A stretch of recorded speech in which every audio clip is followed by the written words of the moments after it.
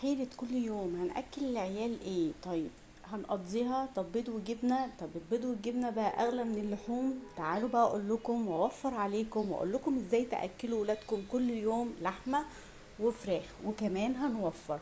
شايفين؟ شايفين ما شاء الله الكمية عاملة قد ايه؟ ده كيلو صدور بانيه ونص كيلو مفروم، عملنا منه وليمة. شوفوا كام وجبة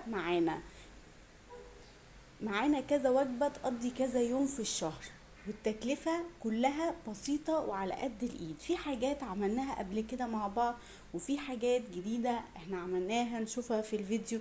تعالوا بقى، مش هطول عليكم واقول لكم عملنا العظمة دي كلها ازاي.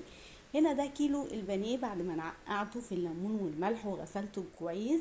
طبعا نونة حبيبة قلبي ساعدتني وقطعت معايا. قسمته نصين، قطعنا صغير هنعمله شاورما كده، نحشي بيه حاجة، نعمله مع مكرونة، نعمله طاجن كده، اي حاجة يكون جاهز عندنا في البيت. وده ستريبس، شوفوا التقطيع عاملة ازاي، عملناها كلها في البيت. تعالوا بقى نعمل مع بعض الشاورما، سهلة وبسيطة. اديتها صدمة في معلقة سمن مع زيت واتشوحت كده خالص، مش هقلبها غير لما تاخد اللون على كل الوشين.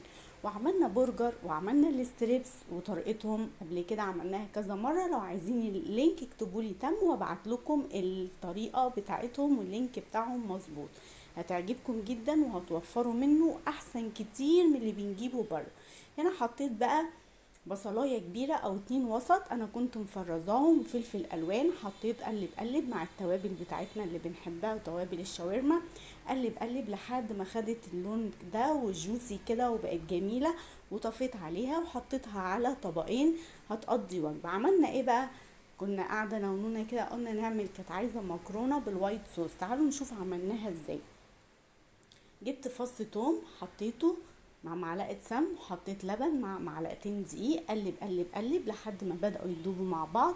نزلت بالموتزاريلا عندي عشان تديها قوام حلو كده، عشان ما فيش كريمة لباني بقى ولا حاجات كده، احنا بنقول بنعمل اكلات توفير التوفير وهنهيص العيال. سلقت المكرونة، اي نوع مكرونة انتوا حابينه. قلب قلب قلب الصوص بتاعي ده، ونزلت عليهم بطبق من الفراخ، شاورمة الفراخ اللي احنا كنا عاملينه. واو على طعمها وجمالها وحلاوتها. باي باي.